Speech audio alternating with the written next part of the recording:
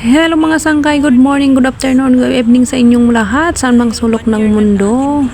So ito ay morning, nagwa-walking na kami ng alaga ko. So welcome August, first day of the month. So 1 year ko na din sa mga amo ko, 1 year na kami magkasama niyan ng alaga ko. So dahil na 1 year na tayo, ngayon din ang schedule ng pagpa-medical ko. So ayan, nagdadrive ang amo ko, sasamahan niya ako sa clinic. So andito na tayo mga sangkay, nasa loob na tayo ng clinic. So ayan, inaantay ko na tawagin ako. Hindi naman madami yung mga pasyente ngayon. So ayan na, tapos na ang lola nyo. Ayan na yung urine natin, ayu. So ito yung time na tapos na rin ako kuha na ng dugo. So ayun, nag-aantay na rin ako na for the next episode ba ay x-ray naman. Dahil sa isang clinic ay urine tsaka blood lang tsaka yung check up sa akin doon timbang. Dito sa kabilang doon sa kabilang road ang x-ray, pero isang clinic lang ang may-ari nun, iba lang yung x-ray nila dito. So yung tatawid tayo ngayon mga sangkay. Sakit-sakit pa yung in-injectionan ko, giatay.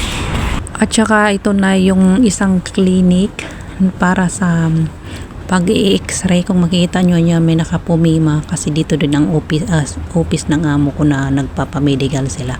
So ayan, papasok na tayo dito mga sangkay. Ako lang mag-isa niyan kasi mga trabaho nga amo ko. So ayan, naigno na naman ang lola nyo. Kailangan pa palang pindutin muna. So ayun, sige, vlog pa tayo, hindi tayo muna magbasa.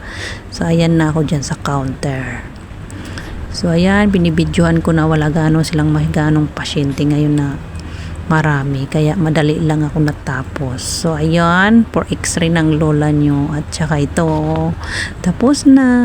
Ayan, nag-antay-antay na lang ako dyan, natawagin ba, charot. So actually binok na ako ng amo ko, tapos na kasi ako ng medical ko. So ayun na, pauwi na ako sa bagong bahay nila. Doon muna ako magtambay. So ayan na ako sa Grab, binok ako ng amo ko kay may trabaho nga siya, work at mga amo kong lalaki, ang babae naman ay nasa office ngayon. So andito na ang lola nyo. So ayan, nakarating na tayo dito sa bahay.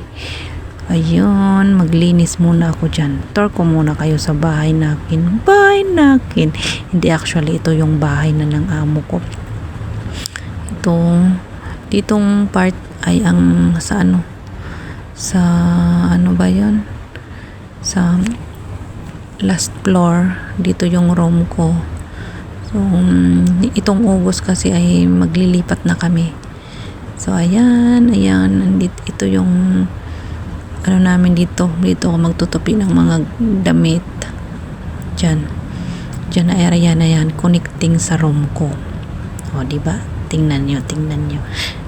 Tadaan.